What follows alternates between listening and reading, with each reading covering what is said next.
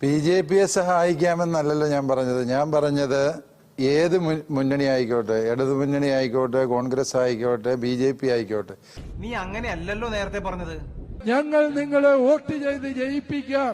നിങ്ങൾ റബ്ബറിന്റെ വില 300 രൂപയായി പ്രഖ്യാപിച്ച് ആ റബ്ബർ കർഷകനിൽ നിന്ന് എടുക്കുക.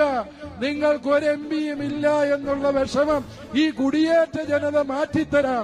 ബജറ്റ് പ്രസംഗത്തിൽ കേരളം എന്നൊരു വാക്ക് പോലും പരാമർശിച്ചില്ല. അതിൽ കടുത്ത പ്രതിഷേധമാണ്, അല്ലെങ്കിൽ അത്രത്തോളം വലിയ നിരാശയാണ് സംസ്ഥാനത്തിന് ഉണ്ടായിട്ടുള്ളത് എന്ന് തന്നെയാണ് പറയേണ്ടത്.